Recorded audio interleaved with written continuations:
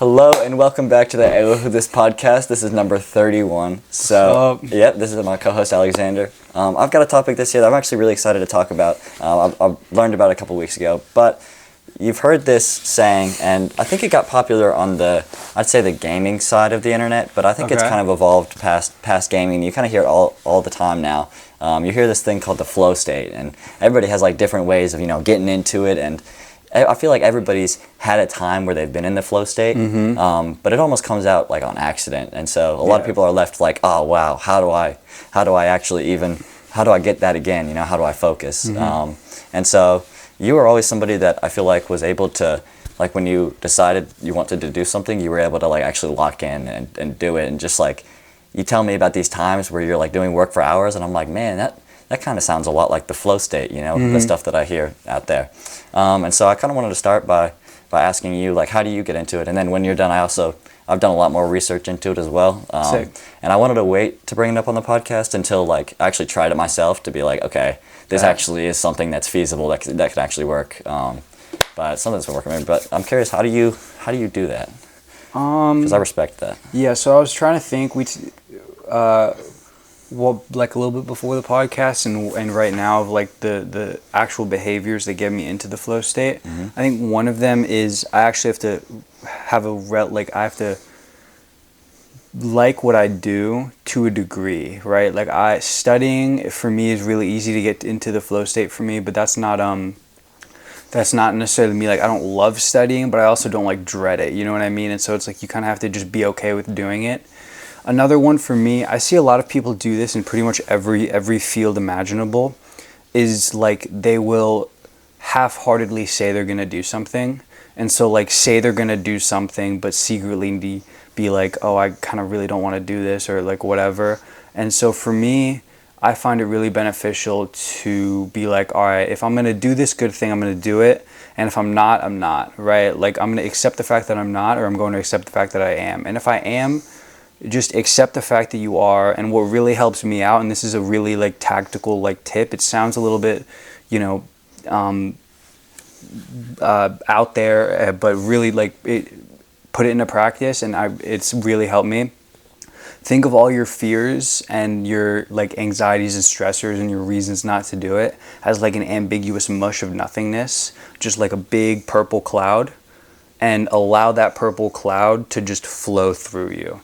And sometimes that takes 5 seconds, sometimes that takes 10 minutes, but the thesis of that is the pain will pass. The initial hurdle that you have to jump over to get into working, that pain that you're going through will pass, and you have to kind of have faith that it will pass and have a hope for I guess a better outcome. And so deciding that you're going to do it, and even if it's hard, just accepting that you've decided is also really important. That's 1 and 2. And number 3 is you can kind of pre-game it a little bit. And so what really helps me is doing like a little bit of pre-game work before my real work to kind of like get me into it. And so if I've been doing not work all day, it's really hard to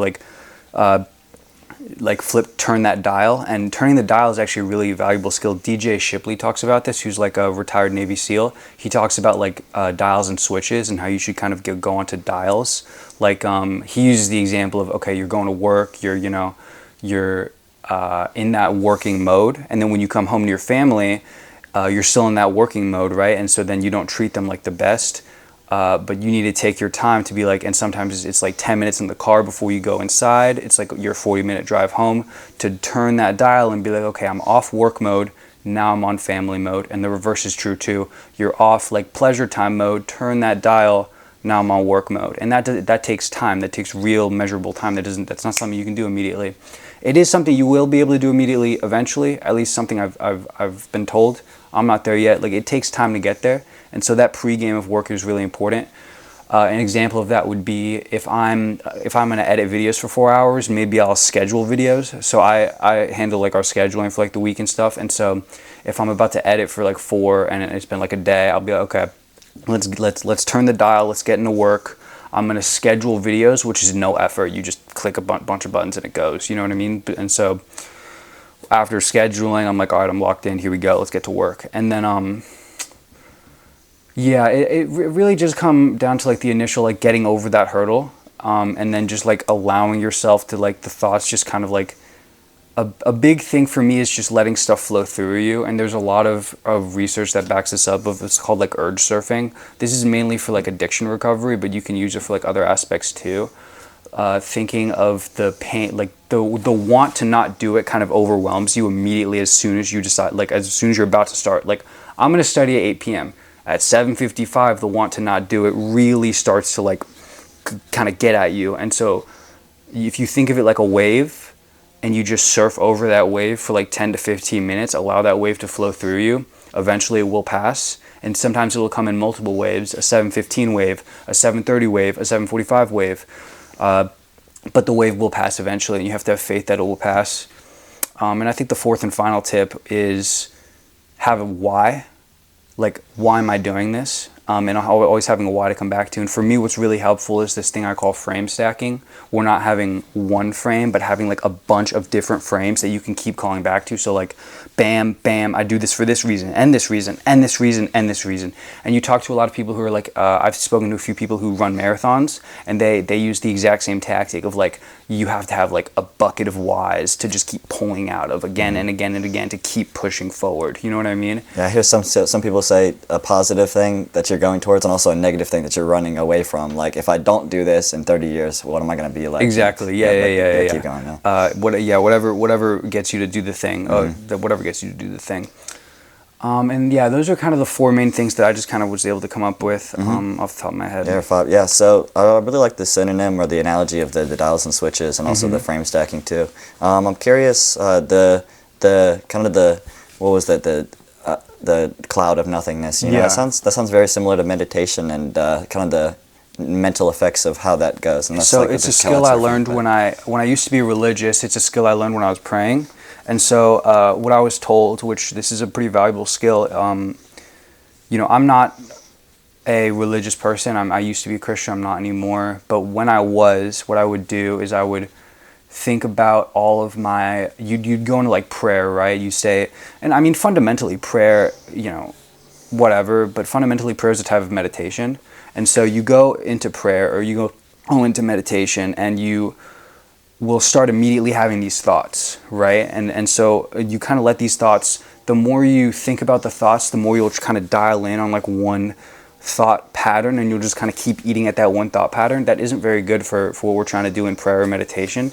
And so it's really, really helpful to like actually visualize all your thoughts, all your negative emotions, or all the feelings you feel as an ambiguous mush I mean, I think of it as like a purple gas, but I mean, whatever works, and allowing that gas. And the terminology I'm using here is very important. And there's a lot of research that backs this up. Allowing it to flow through you, not telling it to, not making it, not forcing it, not forcing it, allowing it to flow through you. And we get really trapped up when we've allow it to flow through us to an extent until we catch a thought. And then this thought, like, okay, this is, this bad thought, and then a part of you want, and this gets into something that is a little bit more complex, but a part of you wants to keep that thought, that negative thought going, that negativity alive, and so you will stop allowing the gas to flow through you, and you'll kind of sit in that thought, and that's not what we want to do. We want to keep allowing it to flow through us, and eventually it takes faith, right? For the conviction in the unknown, because it's not certain. It takes conviction in the unknown to allow that to flow through you. And then at the other edge of that is a lot of wisdom, I've found. And I think that's fundamentally what prayer and meditation is. Yeah. If you're, one more thing, if you're in a religious space, at the other end of that is like a deeper connection with like the Lord, with God, with your God. In the meditation space, it's just a deeper connection with like your deeper thoughts or something of the sort. Yeah, I definitely like that. I think part of the people almost being okay with those negative thoughts is because they're almost comfortable like having them. You know, they know that they can continue to live through. Part of their identity. Yeah. I'm curious though. What would you say the pros are of like taking all of the negative things and like what's the pros of putting it all together in one cloud? Yeah, so people deal with it in different ways. Mm-hmm. You hear Tom Cruise talking about how his negative emotions he likes to identify and put a name to them, and that makes them a lot less scary.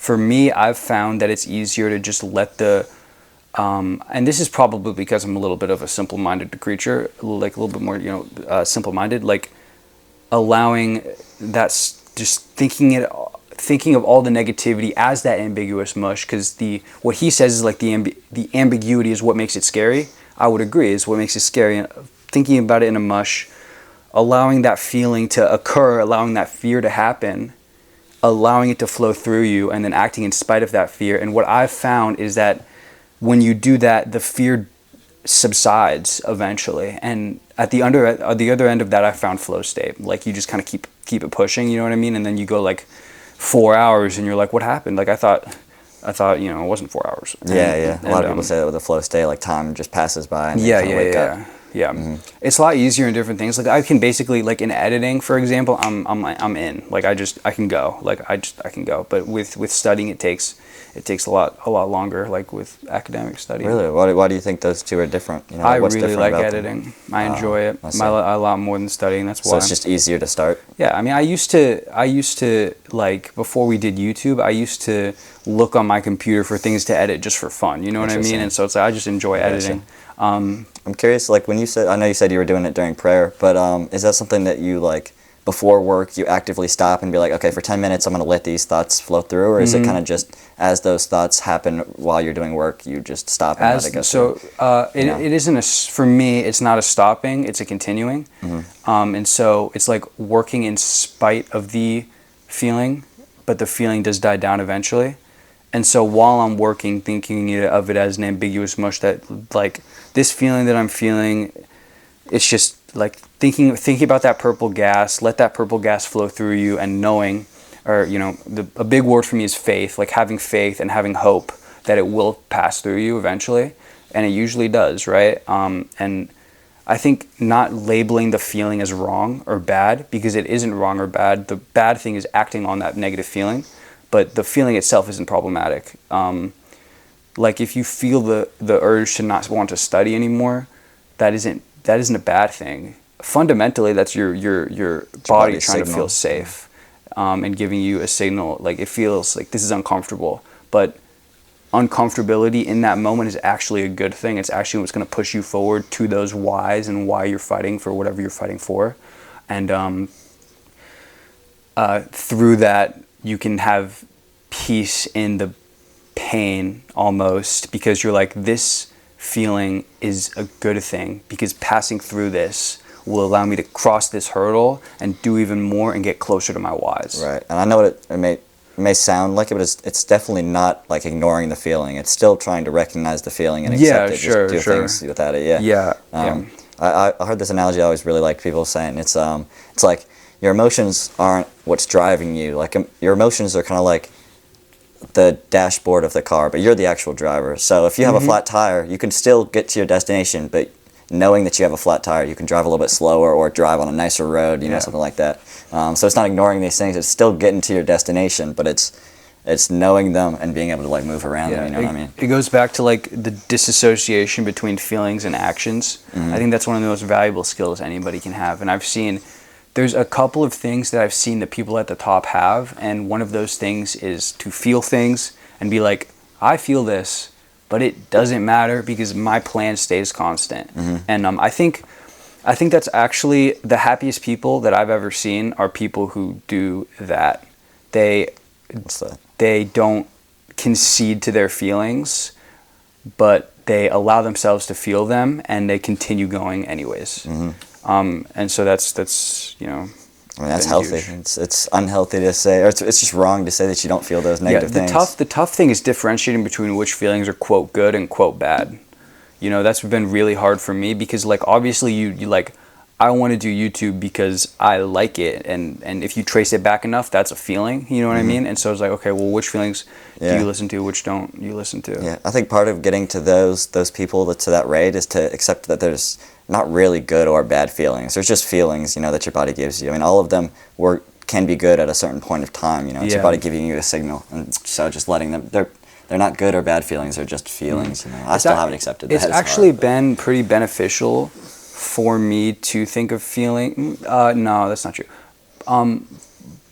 But one thing that's been beneficial for me in the feelings department is differentiating between the feelings that like you should listen to and the feelings that you shouldn't listen to are like feelings of, I'm gonna do my best to explain this, but I haven't really thought through this is a hard topic to talk about. I haven't thought through this super well. It's been a thought on my mind though. Yeah. Feelings of your heart and feelings of your mind.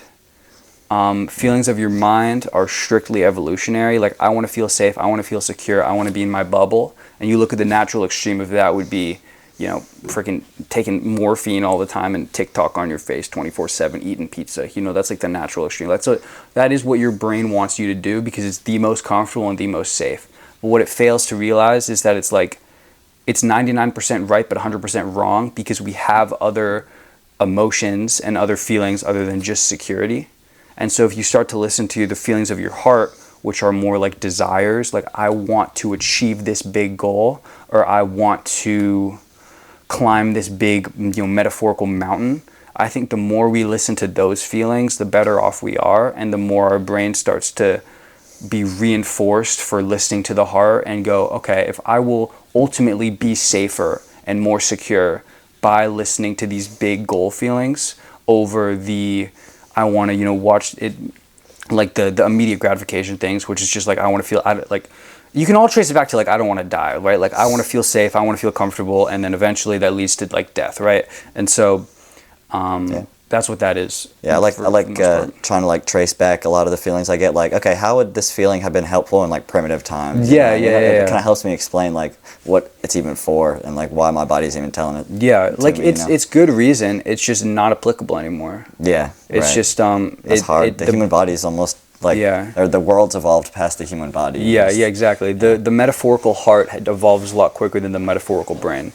Yeah. Like the brain's still a couple really like centuries behind, and the heart's here now. Yeah, I wonder what the actual scientific equivalent would be to like what you mean by the heart, because it's not like the heart actually thinks, Right. Yeah, it's completely metaphorical. I mean, I wonder if that's it's definitely different than like ego versus self. I feel like it'd be more in line with like conscious versus unconscious mind, like your unconscious, but it's not the same. I don't know. Yeah, I'm not sure. But thinking through like the desires of your heart and brain have been really helpful for me.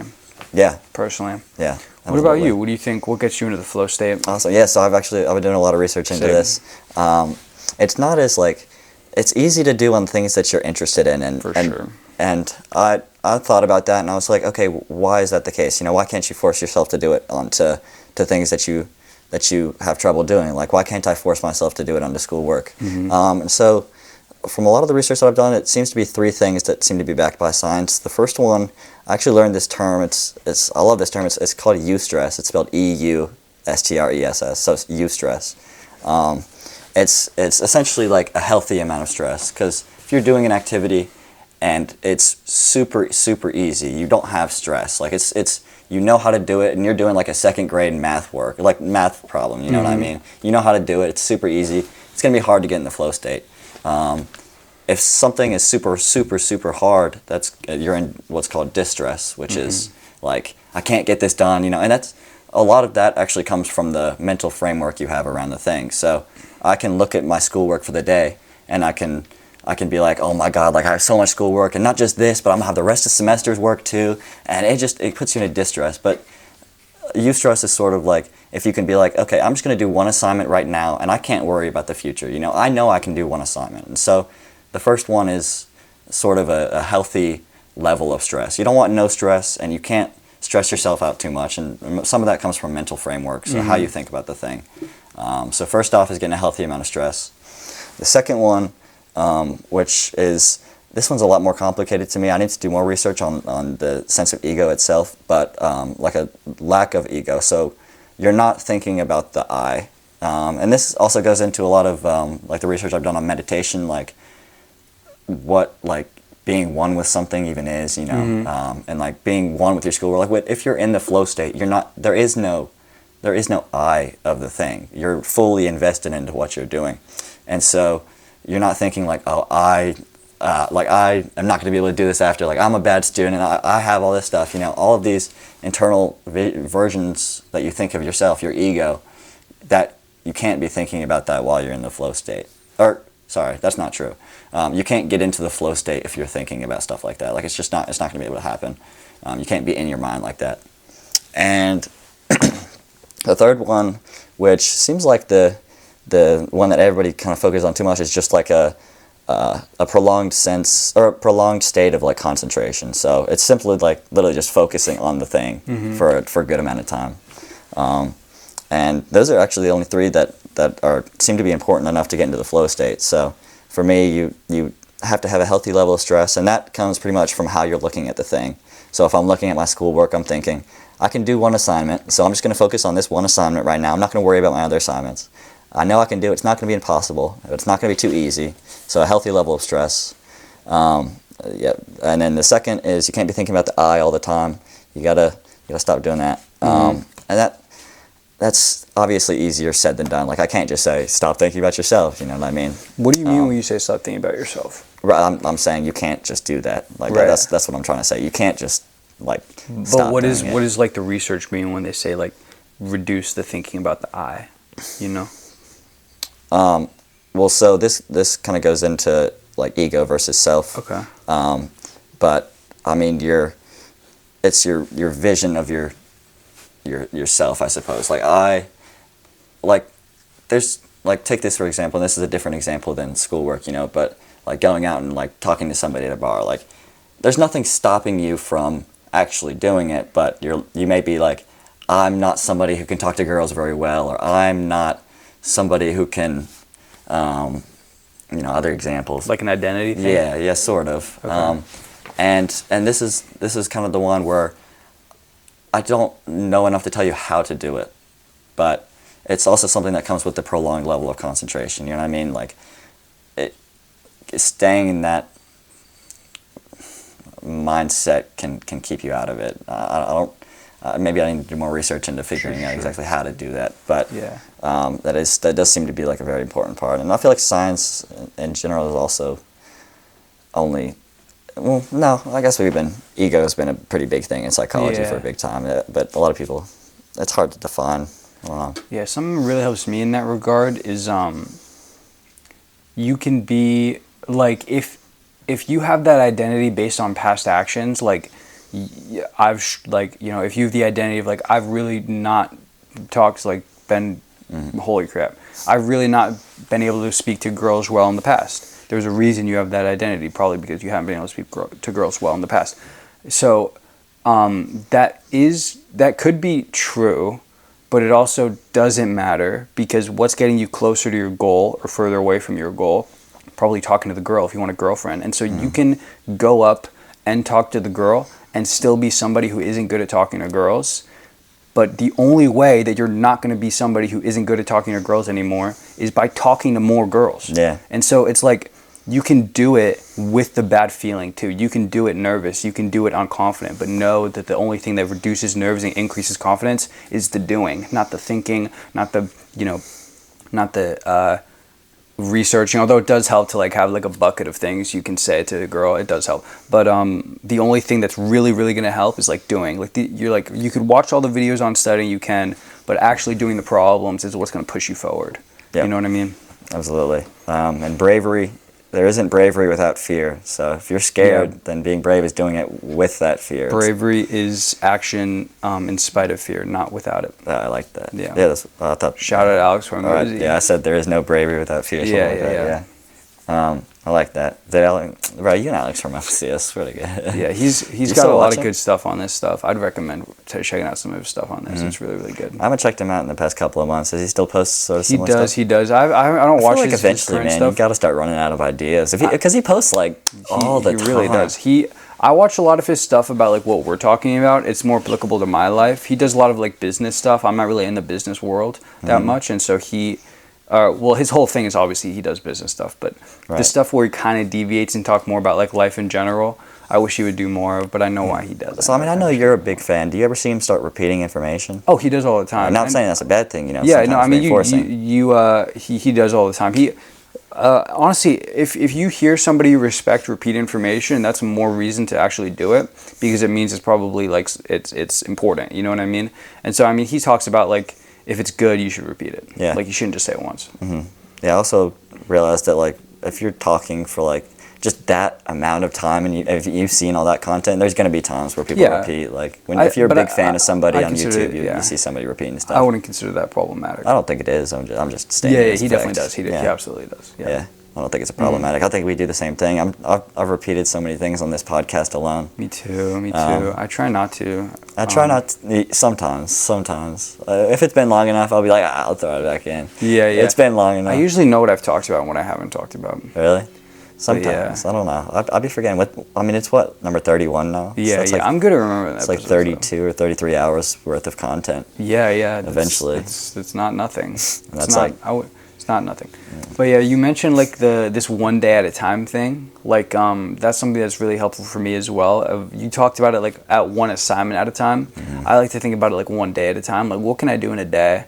And then like let's just kind of stop thinking about the rest. Like I have this day. This day is the only, like if you really think about it, to drive behavior forward, the only thing that exists right now is the present. Like the past doesn't really exist anymore. It happened, but it's over now, and the future literally doesn't even exist yet. The future is interesting because it's literally made up in our heads. It doesn't exist. It doesn't, like, time travel to the future probably is impossible. Like, it literally doesn't exist. The only thing really is the past, right? And so if you're worried about what's going to happen in the future, it actually doesn't exist yet. And so that's something that's really helpful for me. It's like the only thing that actually exists right now is this day. And so what can I do today? And that helps me not put things off until tomorrow. Because what even is tomorrow? There is no tomorrow. Tomorrow doesn't exist. Yeah. It's made up in my head. It's manufactured. Yeah, I think if you get into the semantics of it too, like kind of like history doesn't, or not history, like the past doesn't like technically exist either. Like Yeah, exactly. It literally, like it's either happening or it's not. I'd say it's definitely more material than the future Yeah. because the past kind of creates the present. And so I think the past matters. Not to say you should live in regret, but the past matters. It definitely matters. But I think it matters more than purely semantics. I think you should think about the future more, but the past matters more. But it is semantics. It doesn't really matter. Yeah, yeah, it is at the end of the day. I don't know. Actually, this conversation showed me that we, and I guess I could have expected this, but like we think about our negative emotions, I think, pretty differently as well. Yeah. I'd actually say I'm almost on the opposite of like, if I were to have a multitude of negative emotions, I'd be like Tom Cruise rather than. I'd try to picture each one, put a name to each one, and like separate them out. I've tried that. It's just, I don't know. The other one works for me. I just think I'm stupid, Right. bro. And the other one, like just thinking about it as Well, it seems like you were able to utilize the fear of not knowing what the emotion was and just knowing it was negative. Yeah, you know what yeah. I mean? Like And- I know this hurts. Let's right. keep it pushing. Kind Like of thing. I don't care what it is. It just hurts. So let's just. I'll ignore it until it goes. Or not ignore it until it goes away, but like use it kind of. Usually it doesn't. So sometimes it doesn't go away, and that's I think the reality of everything is like in life you will experience bad things that you can't reconcile with for a period of time, and you're like, okay, this just sucks, and I'm just gonna feel this pain, but I have two choices, and only one's gonna happen, and so which one's gonna happen, and then you make that choice. But I think it, like, with time, most bad feelings do subside for the most part, and then you do have like underlying bad feelings, but how you handle your feelings on like a 10-year time horizon is dependent on how you handle your feelings today. Like what do you do today that will help you now but also later? And so it's like you have two choices when a bad feeling arises. You can if you can't reframe the bad feeling, which I really struggle with Alex Hormozi actually talks about like reframing bad feelings. I just am more of like let me feel this, let me let it flow through me. This feeling isn't bad. What action did I do that created this feeling? Usually you can identify and like what can I correct? And usually it's a lot of things. For me, and this is a very privileged statement, virtually every bad thing that's happened to me has been my doing and my fault, and I made a mistake, therefore bad feeling occurred. And so that's been super beneficial as well because I've been able to really correct a lot of mistakes I've made in my life that have caused me like negative emotions. So what was like? Can you explain a bit more about his types of reframing? Because that seems like the kind of what I was talking about too. Like reframing the thought process. So he does something that I don't really agree with, but he I mean, I don't know. I'm not going to explain this very well because I don't really dive into it. But go watch his stuff. Don't, this might be wrong. This might not be what he does. But I think he does is he reframes bad things into a positive. Like, how can this thing actually be a good thing? And so, like, if I got a bad grade on the test, that means that I can like, if you reframe that as, or, like, if I failed a class, this is good. How can this be a good thing? Well, maybe I can do a grade replacement, take the class next semester, have prerequisite knowledge, and actually get a better grade in the class than I would have otherwise, and my transcript actually benefits from it. And so that's what he does. Well, so what was the negative emotion there? Because like something bad happened, but he didn't sound like he had any negative emotions. Oh, I don't know about the emotion thing. I'm talking more about like actions for him. I see. He really likes to delve into like the observable realities, Oh, okay. I thought you meant he was like restructuring like how he looks at negative emotions. He just be like negative things in life. Yeah. I'm not sure about the Yeah. emotions thing. Yeah, I might have misspoke. Okay, For me, it's more of a see that. feelings thing, but for him, it's more of a, I guess, actions thing. Like, I don't know. I just think about the feelings affect me more than the actions do, if that makes sense. The feelings affect you more than the actions I don't do. know. Maybe that doesn't make sense, but I guess I don't know. Maybe if you have an example or something, but Yeah, I don't really know what I was I don't saying. know. All of these are also very dependent too. Like, Yeah. it's also like just depends on some types of negative emotion. You know what I mean? I don't know. When I go to emotions, I feel like I'm a very like the logical part of my brain very much trumps the emotional part of my brain. And there are like I was talking to GPT about this. There are parts of the brain, I don't exactly know what they're called. They're long names. But sort of like for me, a lot of times if I feel something, it's almost immediately like, oh, that's not really that logical, so I shouldn't really be feeling that, and so I don't feel anything. And I guess that's just like how I process emotions. And so a lot of the things that I'm trying to say comes from like my very unique situation, and everybody has their own unique situation. And Yeah. it seems like some of the things we're doing are like opposite, but they work Pretty great much, for us. yeah. So take these things with a grain of salt, but try to do the things that actually seem backed up. Yeah.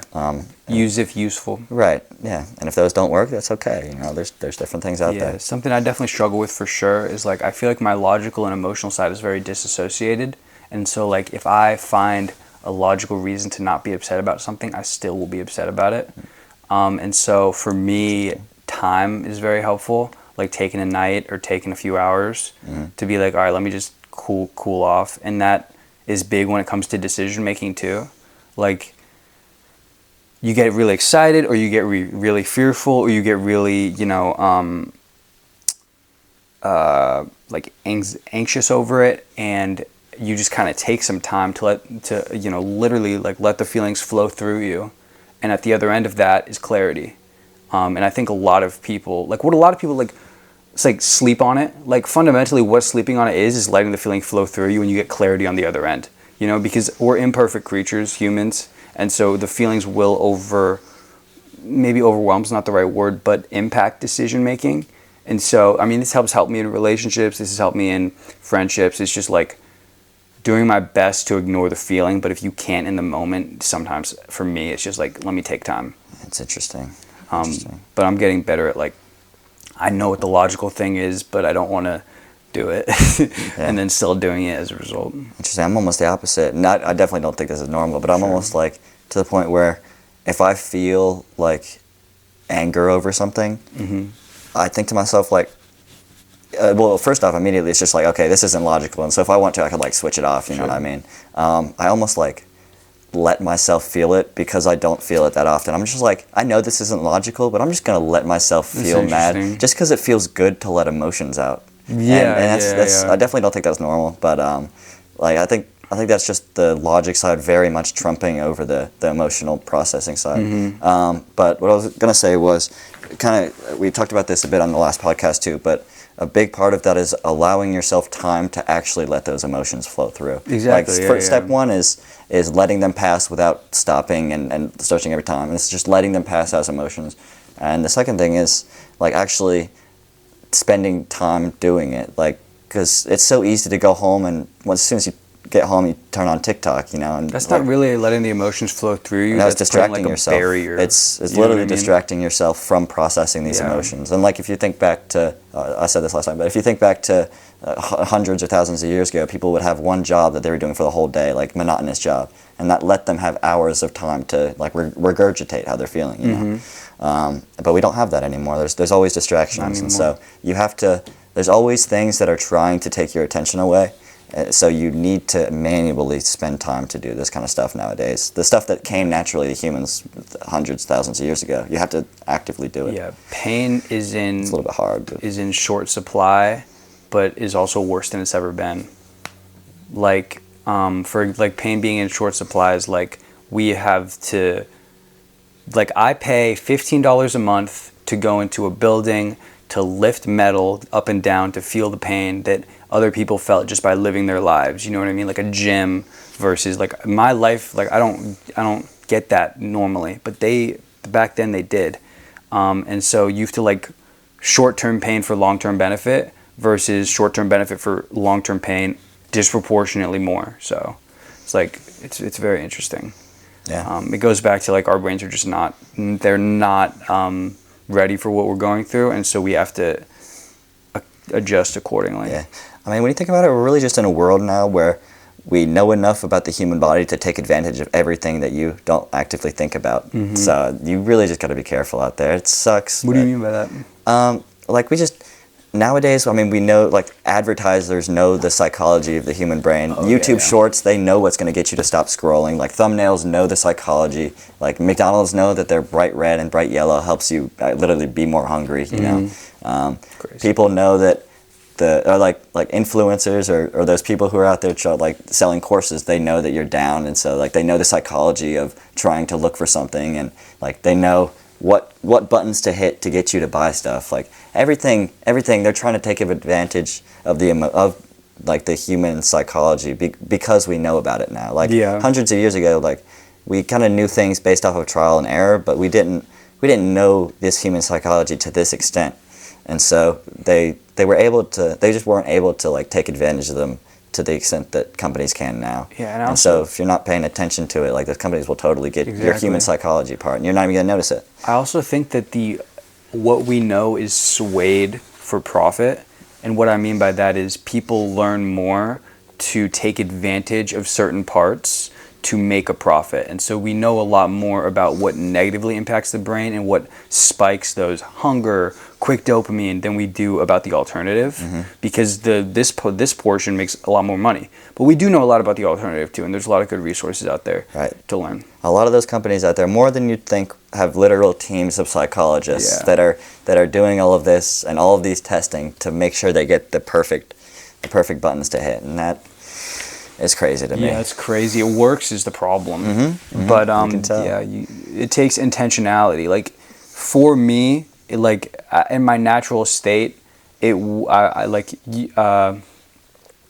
think some people are naturally like less like I guess susceptible, but for me, I'm like naturally very susceptible to those types of things, and so it takes intentionality and reasons why to avoid it, for sure. Yeah, I don't know. I'm maybe in the middle. A lot of times I'll like let myself be decepted. I'm like, I know the buttons that they're hitting, but like the product's just cool to me. Yeah, they get me. I mean, when it comes to that, sometimes, that's just more like fun than anything else. Like that's just that's fun to me. Like That's it true. doesn't matter. Like when it comes to like Apple Vision Pro. well, I haven't gotten that yet, but They got you though, psychology. not yet. They haven't gotten me yet. They got you psychology wise. What are you talking about? What you mean? Like What are I you haven't gotten talking Apple about? Vision Pro yet. You love them. Who? Apple? Apple, yeah. I love Come them. on. You think they're the best company ever. They got me, bro. Yeah, come They on. got me, bro. It's okay. You can accept it. Just accept you're the number one Apple fan. I don't know. out there. It's fun for me to like Apple, and so I do it. I think it's partly it. If it was a net negative, I'd stop doing it. But I think it's just fun. Yeah, if you were losing all your money, actually. Yeah, like if I bought the Apple Vision Pro, dude, just make like an Apple like YouTube channel, because then you get editing and Apple, and you get everything. That's your dream life right there. True. Talk about Apple all the time. Yeah. Yeah. Well, The Apple podcast, something like that. something Apple like who that. dis. Apple who dis. A who dis. Yeah, exactly. Apple who dis. Apple who dis. That's That'd be funny. cool. Would you ever consider doing like a video, but like on the road, like a road trip video? I wanted to do a podcast on the road.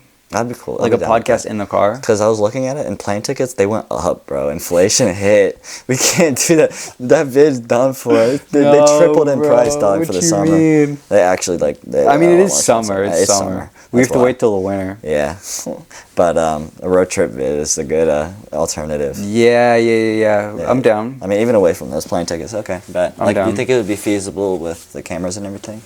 If we can do it in a golf cart, we can do it in a video. Well, I mean, golf cart's like 2 hours, but True. if we have, I would probably be feasible. Maybe we could charge it, like bring a portable charger or something for the camera. And just keep We it could on. charge the camera with a portable charger. Just don't plug my phone into the car, and we should be good. Don't plug your phone, bro. Oh my goodness. tell I don't know if I ever mentioned this on the podcast, but if y'all go watch our Street Racing with Toy Car video, what Owen me so let me just start at the beginning. So the thesis of the video is we were gonna split up, both go buy toy cars separately, record our POVs and come back. But if you notice, I only included parts of the video where we were building the toy car. Why was that? I'll tell you why. Because every single piece of footage that Owen gave me, other than the one piece that was recording the cars, was either upside down, which is fixable, but for the point, upside down, vertically filmed, or no audio. He plugged his phone into the car and then started recording, and it didn't have an audio, and then it was either upside, so every single piece of footage was that you see in the Street Racing with Toy Cars was flipped from upside down to normal. Really? Even the 30-minute that you were building was upside down, bro. Okay, so that if all of them are wrong, then none of them are wrong, right? Nuh-uh. Oh, it just means that all of them are wrong. It's crazy. Like the flipping's easy. I just flip it. It's gotta be what you taught me then, because you told me which way. Nuh-uh. I must have remembered the opposite or something. Something like that. Because vertical is tough to fix. You can't really fix vertical. Really. That makes sense. Flipping's easy, and then no audio. You're just cooked. Yeah. Just a voiceover. Yeah, something like that. I could have done a voiceover for you. should All right, do it, guys, so we're here. Voiceover video would be funny. That would be funny. Or like a bit or something. If you ever forget to record again, which it will happen, or ever forget to do audio again, we'll do. Yeah. Bro, I'm sweating my butt off. We chose the one room in the whole It's not crib that has hot. no Not AC. that hot. Well, you're not sweating? Like, Not genuinely? really. That's crazy. If you guys zoom in and enhance here, you'll see drips. Enhanced image, bro. Exactly. Dude. But why? I don't Why what? understand. Why is it the one crib? Or one room in the Oh, I don't know. The people here have problems with the air conditioning, and so Oh, okay. They have philosophical problems. they have with- philosophical beef with the air yeah, conditioning. moral differences. That's a podcast title, bro. I have philosophical beef with air conditioning. Bro, not me. Dude, speaking of beef, what do you think is like the dumbest hill that you die on? You know what I mean? The dumbest hill I'd die Yeah, on. I can tell you mine if you want some inspiration. Yeah, go ahead. Dude, cereal is absolutely soup. Cereal 100%. Yeah, I think it's cold soup, right? Yeah. Soup can be cold. All right, I mean, If do you you think, refrigerate like, soup, is it no longer soup? Anyways, what's do you up? think water's wet? I hear that one a Oh, lot. bro. What do you think? I do not think it's wet, no. You don't think it's wet? No. Oh, why not? Well, hear me out, right? Because, listen, water in itself, like, it makes things wet, correct?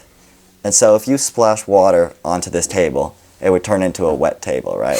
Like, the table would be wet. Sure. You know, there'd be water on the table. If you pour... New item Right. unlocked, wet table. If you pour water on water, the water's not on water. It's just a bigger pile of water. So that water is So not all wet. the water's wet. Right. Being wet, like, water only makes things wet. It can't be wet in itself. Nuh-uh. All the water's wet. So you have a glob of water, right? Uh-huh. You with me so far? Yeah. And then you cut it in half, and 2 globs of water. This water and this water, you combine them, and now this water is making this water wet, and this water is making this water wet. But they weren't combined in the first place. They weren't wet in the first Even place. if you don't combine them, you still have this glob of water, which 2 other mini globs within that glob are making the other 2 waters wet. All right, let's just skip all the globs and skip down to H2O, okay? Because we're just going to keep going glob, glob, glob. H2O molecules, Okay. right? If I pour H2O molecules onto this table, there's the table molecules and there's H2O molecules on it. Yeah. And our eyes, that's the aspect of being wet. If I have an ocean if imagine the table is a full ocean, right? I pour water, right? What part of that is wet? It's similar to how fire is hot, and it also makes other things hot. Fire's what? Fire's hot. Yeah. You with me? Yeah. And fire also makes other things hot. Okay. And so elaborate both this. can exist. You said water is wet. Or you said water isn't wet. It only Explain makes the other connection. things. You said I'm explaining, bro. You said water is wet. Yeah. But it doesn't make other. I'm sorry. You said water isn't wet, but it makes other things wet. But that's not true because fire is hot. What's the connection? You can't just repeat it. I'm connecting, bro. Just How 'cause you one's- not- what's how the are you not connection? seeing these dots? So fire is hot. It's like You say the same line it's one like- more time. I'm gonna go over the It's table. like and slap you. saying that fire isn't hot because it only makes other things hot. Like fire is hot, water is wet, and it makes other things wet. Water, Right, but if a hotter fire can make one fire hotter, so those are two and different wetter types water of fire. can make one. But water there's no scale of wet. Sure. It's either wet or not wet. humidity. It's not. There's no scale of. Yeah, but there's either 0% or there's humidity. You know what I mean? It's percent. There's percentages of humidity. Right, but there's either no water in the air or there is. There's a scale of water in the air. Yeah. Scale of how wet. No, that's not how. That's not the scale. That's the percentage of Then water what is molecules in the air. And so I guess that would be a scale of being wet. But there's still like a none or there is. You know what I mean? Yeah, Like there's the- also not heat and heat. Right, but well, not. Actually, that's more correct than being cold. Yeah, I mean, like there isn't really cold. Like there's just lack of heat. You know Yeah. what I mean, but that's a whole different. Like those I agree those with two you are there. different things. Nuh-uh. They're correlated, bro. They're not. They're not causative, but they're correlated. No, I feel like I'm right. Explain. So basically, Yeah. you take the fire is hot, and so it makes other things hot, and water is wet, and so it makes other things wet. That's it. Yeah. That's all I got. But there's no like. They're not explaining the connection between them. You're just saying the same thing over and over again. And I know you're rage baiting me, but I just want you to say you're wrong, and then we can continue to rage bait. I don't think I'm wrong. Okay. I don't think I'm wrong. You just don't want to explain why. I just did, bro. You said that water isn't wet because it only can make other things wet. But fire is an example of something that is hot. Your example is not an explanation of your explanation at all. What you mean, bro? It's perfectly. The audience totally knows what I mean. Why do you keep thinking that heat and wetness are the same thing? Just because they're both on a scale doesn't mean that they're similar. But they can be correlated. They can be correlated. They can be correlated. Like the correlation as in they're both like on a scale. Yeah. Okay, but how does fire being hot and making other things hot explain why water I'm can just make other things saying- wet? I'm just saying that because fire can make other things hot means that also, so too, Okay. can water make other things wet. All right, on to the next topic because clearly this is going in circles here. And now you're rage baiting me and you're laughing. I'm not And laughing. You know. See, that's big. That's rage baiting right there. What you mean? That's gaslighting. Gaslighting. I got you. So if you could cancel one trend forever, what would it be? Gaslighting and rage baiting.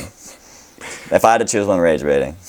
Actually, Right there. I mean, like, it's funny sometimes, bro. But yes, bro. I mean, I'm not talking about your example at all. I'm on to like, I'm serious about that answer, bro. Rage baiting? That shit is so frustrating. Or maybe just I don't the like who either. asked. Like I'll say clip the who farming? asked movement. How about that? yeah, the Who Asked movement. Yeah. I'm good with that right there. Okay. Because rage baiting is like that's too broad. That would get rid of a lot of the funny stuff I do on like the Xbox game chats. You know, like it's funny sometimes. I'm just saying some people take that too far. But like the who asked movement, that one right there. Yeah, what do you mean? Like if I were to like be excited, I'd walk into a room with like a group of people. I'd be like blah blah blah blah. You know, I say something exciting, and somebody's like, "Who asked?" But who asked though? Yeah.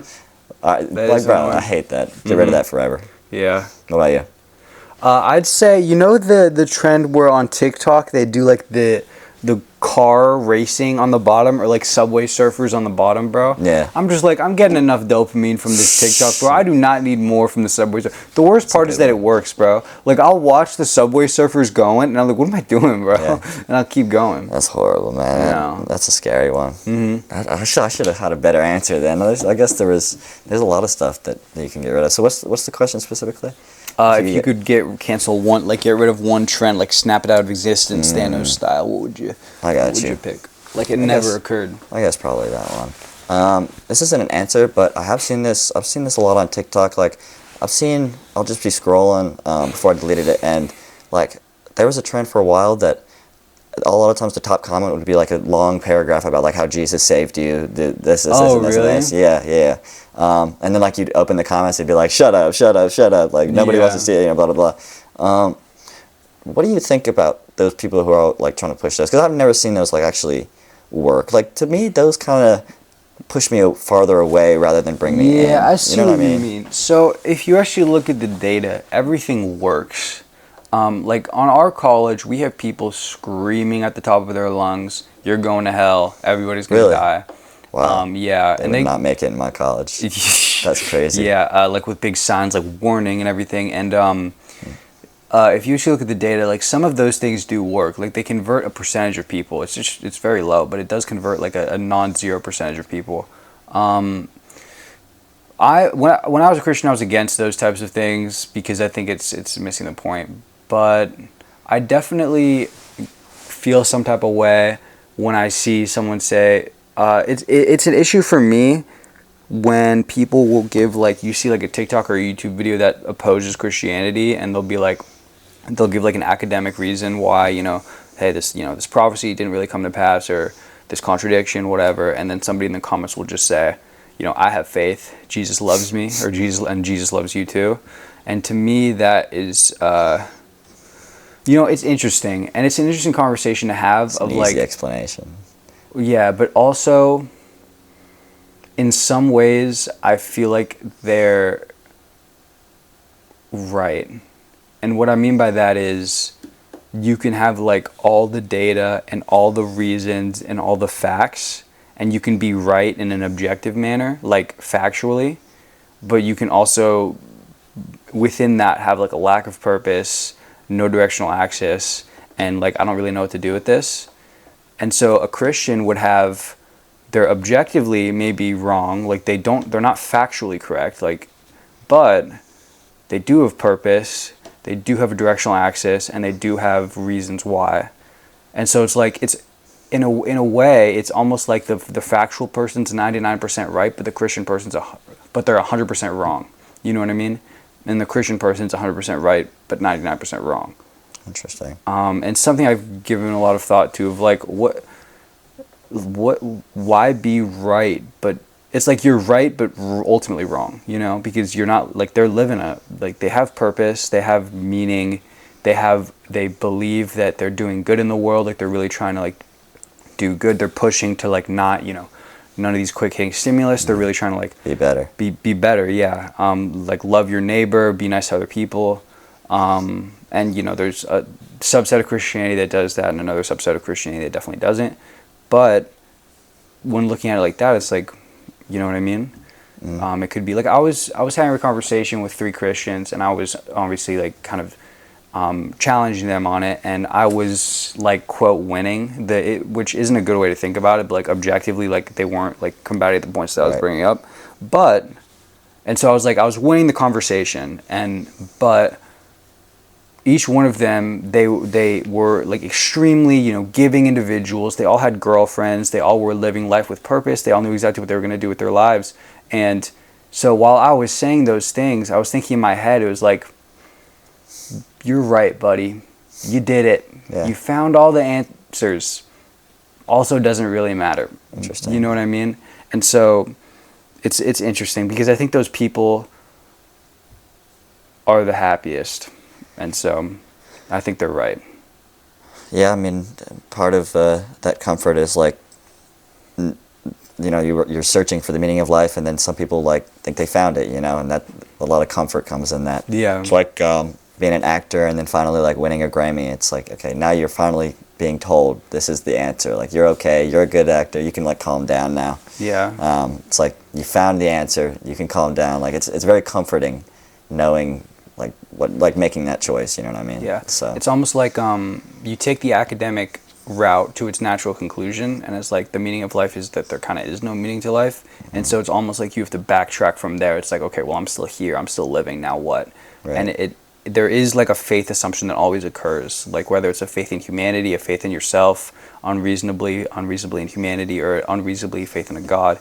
But I've found that it's always an unreasonable faith in something. And so, what's the difference? What's more silly, an unreasonable faith in man or an unreasonable faith in God? I would say an unreasonable faith in man. And so, if you use that thought pattern, I'm more silly than they are.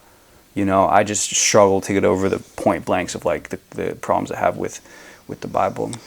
yeah, I'm still not at the level where I can answer that either. Yeah, So I don't know. It's really an interesting conversation to have. it's hard. I It's feel like tough.